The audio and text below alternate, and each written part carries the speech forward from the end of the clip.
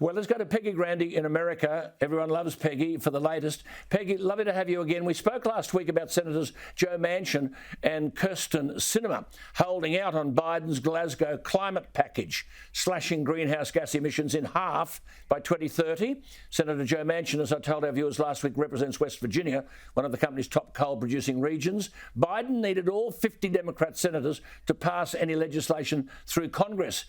Has it been passed, Peggy? Well, thank you, Alan, for having me on. Not only has it not been passed, it's worse than that for Joe Biden, who now has gone up to Capitol Hill twice to lobby his own party, not Republicans, for votes, and has come back with what he called a framework, which is code for empty-handed, no deal. I guess it really doesn't matter, though, because he's going abroad without a mandate from Congress. China and Russia aren't even there. And so it doesn't really even matter. It's all for show. There's not going to be any meaningful change that comes out of there. It's symptomatic of Joe Biden's inability to pivot or to make change when his policy ideas are unpopular or it's not working. Biden goes to Glasgow empty-handed. Peggy, how long can the world sustain this embarrassment? I mean, here, have a look at this, viewers, too. Here is Biden falling asleep. Make decisions and reach agreements which will affect the lives of generations to come. You are in a position of extraordinary power. You can change forever the trajectory we are on. You can...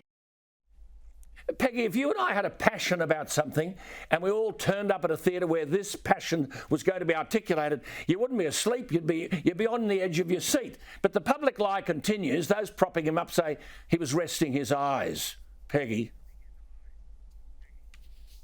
Yeah, they continue to cover for him. They say, oh, it was a busy travel schedule. It's due to the time change. But to your point, if he had anything meaningful to contribute there, he would be engaged in what was happening. The problem is it's green energy policies which have failed. And America has been the leader in that in so many ways. And so people are not only not following and listening to what Joe Biden has to say, they're ignoring American leadership on this. So maybe it's best that Joe Biden actually does sleep through many of these issues. That's right. He should have stayed in bed, Peggy. Now, someone has written something for him on an auto cue, and he mangles the language again and argues surging gas prices are a reason to double down on green energy. Surging gas prices actually are a consequence of the failure of green energy. Listen to Biden here. Current volatility in energy prices, rather than cast it as a reason to back off our clean energy goals, we must view it as a call to action.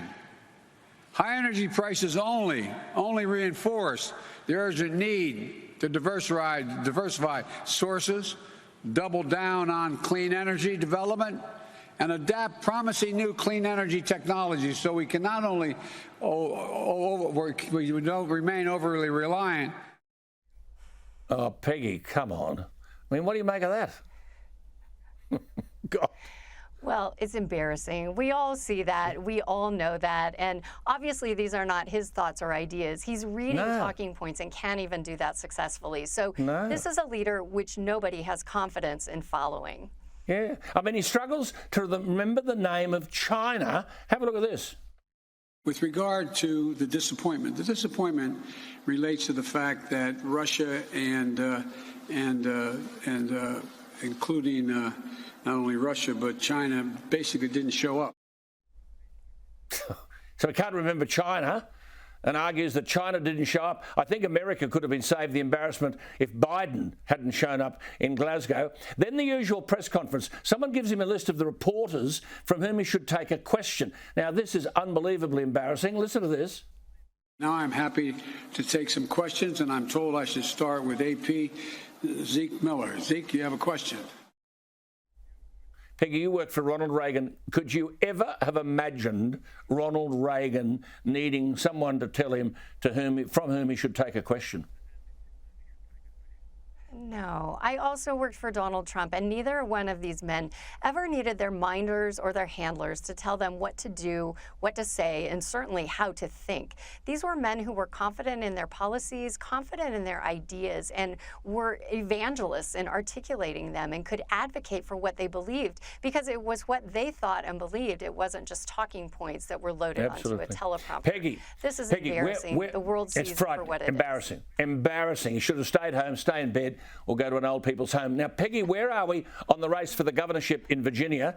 Terry McAuliffe, a previous governor, the Democrat, and then the Republican Glenn Youngkin. In recent times when Trump has supported a candidate, in 99% of the cases, the candidate has won. He's supporting Youngkin. It's an indirect poll on the presidency. What's the latest? Well, I'm really excited. There's a lot of momentum and enthusiasm going into the election tomorrow. People tried to tie him to Trump, and they thought that would be a negative. But the polling is really showing that independents, especially in Virginia, are trending toward Trump policies and away from the policies of the left. So this is going to be a big day to watch tomorrow. I think not only will it set up a template for 2022 for Republicans to follow should he pull off a win, I think it could also have some other effects. It could possibly kill the infrastructure bill because Democrats will finally believe that their ideas are unpopular. It could also cause some long-standing Democrats to really look at their seats and wonder if they want to jump into a contentious race right now. The other race to watch tomorrow, Alan, is there's a governor's race tomorrow in New Jersey. And as you know, New Jersey is a very deep blue state. And that race is right now polling within the margin of error. And so we could have a big shock upset tomorrow that could rock the nation and set the template for things to come in 2022. It is a vote on the presidency. I mean, there are two factors in the collapse of Biden's support, apart from the fact that the bloke who says he was vice president for 36 years, listen to this. I'd ride every day. I commuted every single day for 36 years as vice president of the United States. For 36 years in the Senate, he needs aged care, but he's leading the free world. But look, apart from that obvious irreversible impediment, there are two other factors, the appalling exit from Afghanistan. But this thing, I just want to comment from you, Peggy, the surge of migrants trying to cross into America along the southern border of Mexico. Biden was recently asked whether he had visited the southern border. Listen to this rambling answer. Do you have plans to visit the southern border?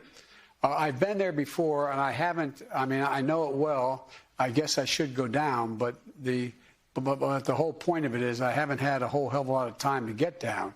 I've been spending time going around looking at the $900 billion worth of damage done by hurricanes and floods and weather and traveling around the world. But I plan on, now my wife Jill has been down. She's been on both sides of the river. She's seen the circumstances there. She's looked into those places. You notice you're not seeing a lot of pictures of kids lying on top of one another with looks like tarps on top of them.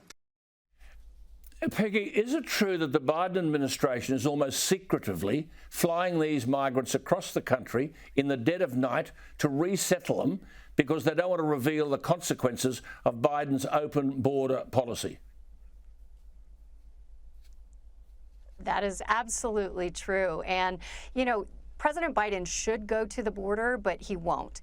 His silence on this issue is deafening, and it tells us everything we need to know. This is not a crisis and a problem to him. It is an opportunity. And the fact that from the White House podium, Jen Psaki is mocking reporters who are asking about these middle-of-the-night flights, and instead of focusing on the problem, she focuses kind of mockingly on the semantics of it. Well, I wouldn't call them a middle-of-the-night flight. These are early flights, earlier than you or I would want to take. Yes. The American people do not think this is acceptable to drop unvaccinated, unvetted, illegal immigrants all over the nation. The American people are worried that America is being changed without their consent, and the White House doesn't seem to have any concern about it at all. None whatever. Great to talk to you, Peggy. Wonderful insights. Thank you for all you do. Thank you for the contributions you make, and we'll keep in touch. There she is. People love it, don't they? Peggy Grande.